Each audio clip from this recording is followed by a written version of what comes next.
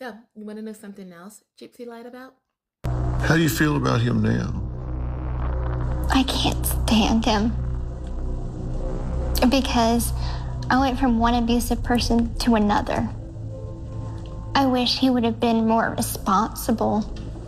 He was the first person I ever told that I could walk. I first met Dan at a sci-fi convention called VisionCon. We would trade messages back and forth for a while. And slowly, after a few months, I started to tell him more and more about my home life. He was the very first person that I ever told that I could walk. This next clip completely turns my stomach because it's almost heartbreaking to see how she takes absolutely no accountability for what she did. And yet I asked him a question. I asked him to kill my mother, but I didn't hold a gun to his head and make him do it. He seemed more happy to do it than anything. And that's why I can't stand him. And I wanted to believe what she was saying, and unfortunately, I should have listened to my other part of me. Ironic, because I was trying to influence her to go with, but she never went with it. She never wanted to run away, so I couldn't get that to work. He knew. I think he knew that he could easily get me out of that situation by calling the police, being responsible.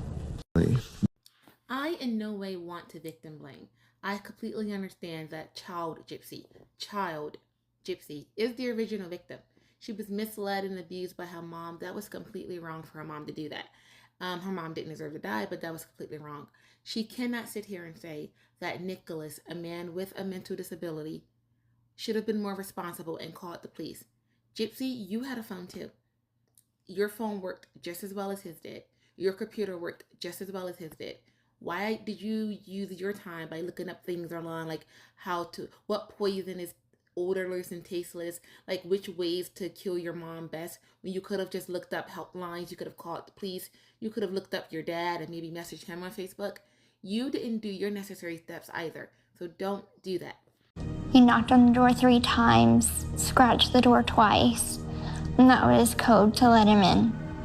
But before I could let him in, he commanded me that I must shave my legs and any body hair and present myself to him naked. Not right away. Okay, what happens? She wanted to shave her private part. Okay. And her legs. Okay, she wanted to shave her private part and her legs? Yes, for me. Okay. She ever done that before, or is this something new?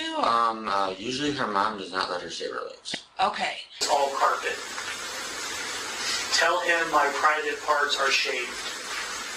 Defendant. Okay, baby. He is excited to do this. What about the rest of your bottom half? Is what he had me ask you. Gypsy. I will do my legs as soon as he knocks, hun. Some of these things aren't even worth lying about, but she does it because she wants to make it seem like she was the poor innocent victim and Nicholas Gulajama just this monster coming into her house to kill her mom when she planned it.